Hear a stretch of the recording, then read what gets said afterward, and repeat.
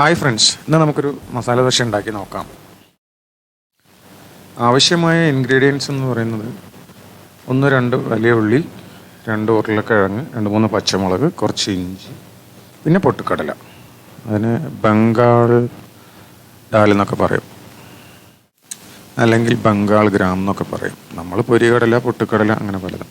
അപ്പോൾ ഉരുളക്കിഴങ്ങ് എടുത്ത് കുക്കറിൽ 2 വിസിലോ അല്ലെങ്കിൽ 1 വിസിലോ വേവിക്കാൻ വേണ്ടി വെക്കുക.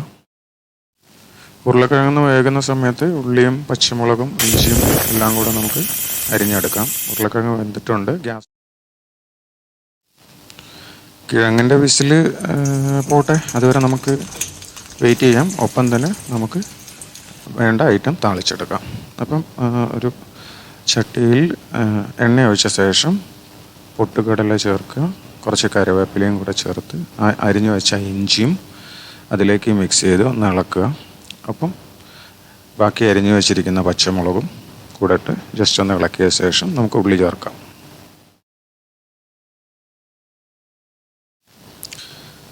ഉള്ളി ചേർത്തതിന് ശേഷം ഉള്ളി പെട്ടെന്ന് വാടി വരാനായിട്ട് നമുക്ക് ആവശ്യമായ ഉപ്പും കൂടെ ചേർത്ത് നന്നായി ഇളക്കുക.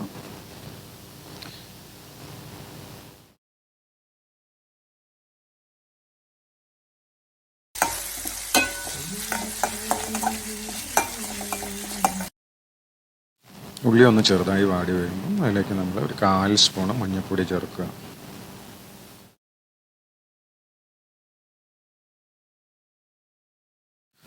ഉരുളക്കിഴങ്ങ് വേവിച്ച കുക്കറിലേക്ക് ഗ്യാസെല്ലാം പോയിട്ടുണ്ട്. അപ്പോൾ നമുക്ക് ഉരുളക്കിഴങ്ങ് വേറൊരു തണുത്ത വെള്ളം ഒഴിച്ച പാത്രത്തിലേക്ക് മാറ്റി അതിൻ്റെ തോല് മുഴുവൻ എടുത്ത് കളഞ്ഞ് ഇടിച്ച് എടുക്കാം, ഉടച്ചെടുക്കാം.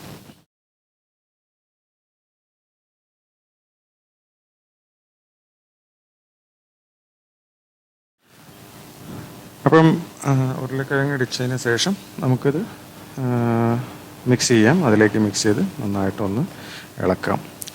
അപ്പം തന്നെ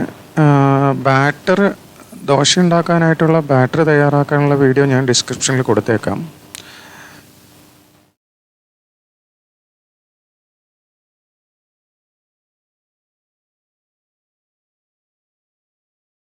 അപ്പോൾ മസാല ദോശയ്ക്കുള്ള മസാല ഇവിടെ റെഡി ആയിട്ടുണ്ട്. നമുക്ക് ദോശ ചുട്ടെടുത്ത് മസാല എങ്ങനെ അതിലേക്ക് ആഡ് ചെയ്ത് മസാല ദോശ ഉണ്ടാക്കുക എന്ന് നോക്കാം. ഞാനിവിടെ ഇരുമ്പ് ദോശക്കല്ലിലും സാധാരണ പാനിലും ചുട്ടെടുത്തിട്ടുണ്ട്. അപ്പം ഇരുമ്പ് ദോശക്കല്ലിൽ മയം വരാനായിട്ട് ഒരു ഉള്ളി എടുത്ത് എണ്ണ തേച്ച് അതിലേക്ക് പിടിപ്പിച്ചാൽ മതി.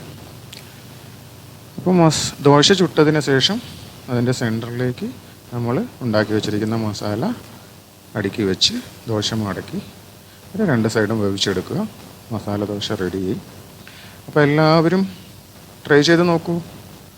നല്ല രുചികരമായ മലയാളിയുടെ എന്നും പ്രിയപ്പെട്ട മസാല ദോശ എല്ലാവർക്കും ഇഷ്ടമാണെന്ന് കരുതുന്നു. Thanks for watching. സബ്സ്ക്രൈബ് ചെയ്യണേ. ഇഷ്ടപ്പെട്ടാൽ ഒരു ലൈക്ക്, ഇഷ്ടപ്പെട്ടില്ലെങ്കിൽ ഒരു ഡിസ്ലൈക്കും തന്നോളൂ. രുചികരവും വ്യത്യസ്തവുമായ ഭക്ഷണ രീതികൾ എങ്ങനെ നമ്മൾ എളുപ്പത്തിൽ ഉണ്ടാക്കാം എന്നുള്ള വിവിധ വീഡിയോകൾ ചാനലിൽ അവൈലബിൾ ആണ്. കണ്ടു നോക്കൂ. ഇനിയും നിങ്ങളുടെ മുമ്പിൽ ഞാൻ എത്തുന്നതാണ്. Thank you. അപ്പോൾ നമ്മുടെ ടേസ്റ്റി മസാല ദോശ റെഡിയായിട്ടുണ്ട്. നല്ല ടേസ്റ്റായിരുന്നു. എല്ലാവരും ഒന്ന് ട്രൈ ചെയ്ത് നോക്കൂ. Thank you. നിങ്ങളുടെ കമൻസ് എല്ലാം കമൻറ്റ് ബോക്സിൽ പോരട്ടെ.